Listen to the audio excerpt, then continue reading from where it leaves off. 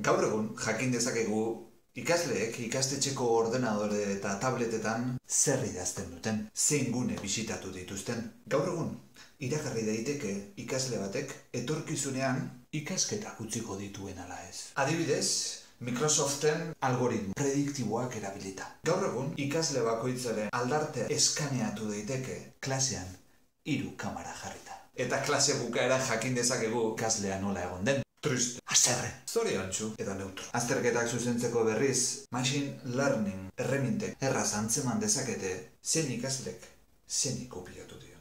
Trepeta teknologiko hauek omen dira jakiteko, aurrikusteko, ia indarkeriarik edo bullyingik izan den edo izango den jakiteko inor badabilen bere buruaz beste egiteko ahaleginetan, edo inor bere ikastetxeko irakasle guztiak akabatu nahi dituen osabaren eskopeta hartuta.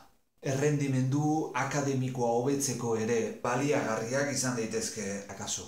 Zuek ez dakit, baina nik ez nuke etorkizuneko ikasle horren azalean egon nahi. Ordenagailu bat ematearekin batera, klaustro osoa sartuko baitzaio ez dutxean intranet eta guzti.